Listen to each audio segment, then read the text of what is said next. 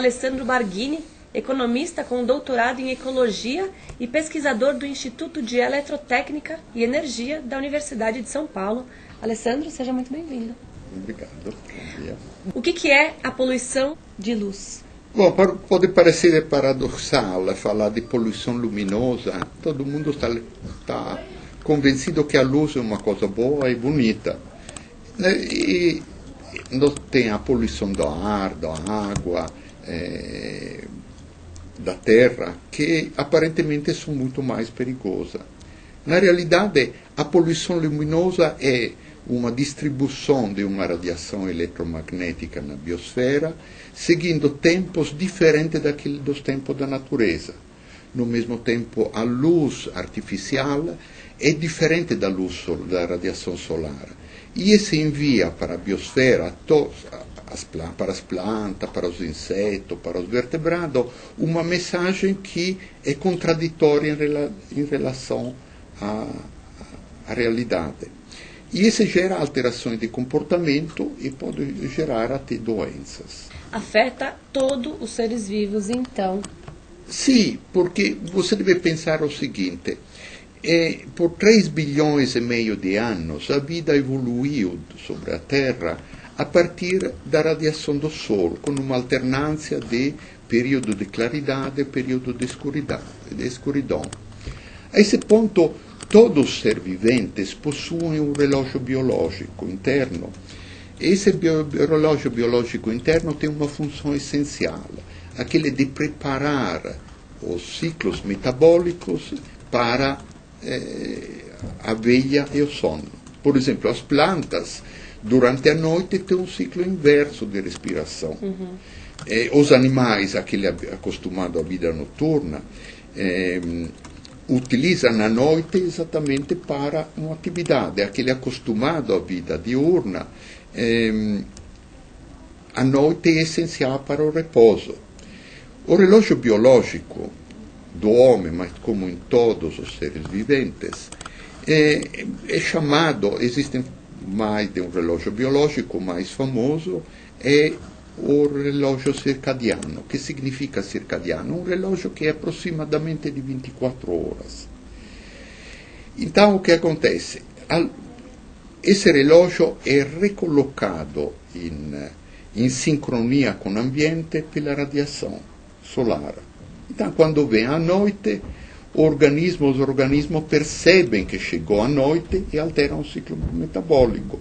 No homem, meia hora antes do homem acordar, já o metabolismo muda e acaba aumentando a temperatura para se preparar a despertar. Quando você introduz... Isso não por influência, isso é o próprio do homem. É próprio do homem. Tá. É próprio do homem. Uhum. O que acontece? Quando você usa uma iluminação noturna intensa, você está mandando o sinal para o organismo: olha, é dia.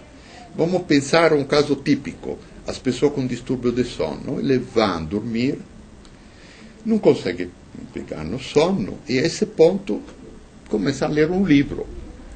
Para ler um livro, em geral, a visão não é muito boa, usa uma lâmpada bem forte.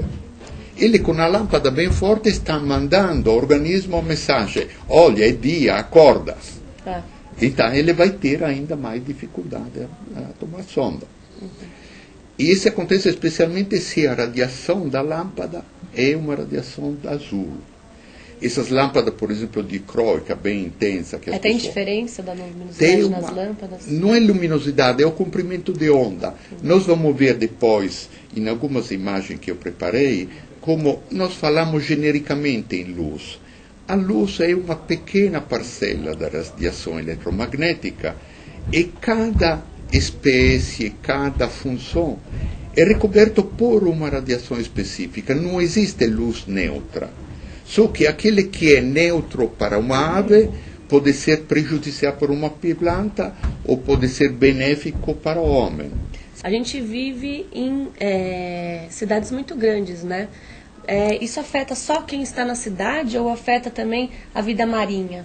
Claro, afeta a vida marinha. Existem estudos, por exemplo, sobre a migração do zooplâncton do zooplâncton nos lagos da América do Norte. O zooplâncton realiza migrações entre dia e noite a diferentes níveis de profundidade dos lagos. Com a luz da orla, essas migrações são alteradas. O zooplâncton e o fitoplâncton alteram completamente o comportamento. Agora, nós sabemos, você comentou antes do início da transmissão, por exemplo, que as tartarugas marinhas, quando a orla marítima é iluminada, ele, em vez de ser atraído pelo mar, são atraídos pelas luzes. A esse ponto, ele vai em direção da terra e são fácil presa de predadores. Então, por exemplo, a Companhia Elétrica da Flórida publicou 3 manuais de iluminação para educar a população da orla marítima a utilizar luminária e lâmpadas adequadas para minimizar o impacto. Queria saber se tem algum projeto de lei aí para que seja feita alguma mudança na orla, né? Veja bem, hoje como hoje, os principais batalhadores contra a poluição luminosa são os astrônomos. Então existe uma organização internacional que se chama Dark Sky, inclusive o público pode consultar o site da Dark Sky, é o site mais atualizado sobre os problemas de poluição luminosa. Os astrônomos falam, nós não conseguimos mais ver as estrelas, não conseguimos mais fazer observações, porque a poluição luminosa é tão forte que ela ofusca a possibilidade de observação. Anos atrás, eu era amigo de um grande astrônomo italiano, que veio aqui no Brasil para doar um telescópio porque queria as observações do hemisfério sul. E rodamos todo o estado de São Paulo procurando um lugar adequado, um lugar seco para os observatórios importantes, porque a transmissão da luz é mais eficiente. E em qualquer lugar você rodava, tinha sempre à vista algum sinal luminoso. Eu lembro quando chegou a cometa Halley, eu tinha um sítio em Itatiba que estava sem eletricidade. Eu falei, eu vou observar a cometa do meu sítio. Na realidade, a rodovia do Dom Pedro está a 2 km de distância, a cidade de Itatiba está a 7 km de distância, e chegava o farol de um carro e você não consegue mais enxergar o céu.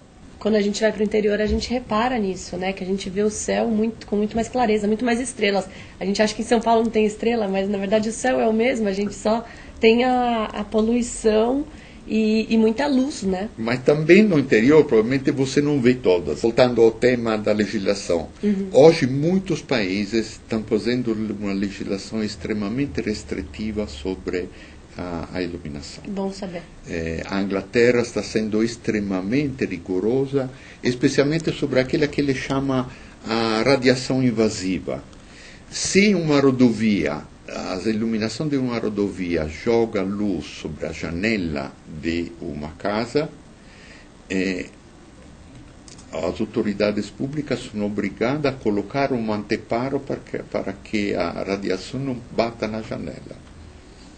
Esse dá uma ideia. Eu lembro, anos atrás, eu estava fazendo uma pesquisa em Rio Claro e sobre o uso de energia elétrica. Então, encontramos um apartamento no centro da cidade que praticamente não consumia energia elétrica. E a gente foi perguntar o que acontecia. Falei, não, sabe, a iluminação de rua é tão forte que eu não preciso nem acender a luz.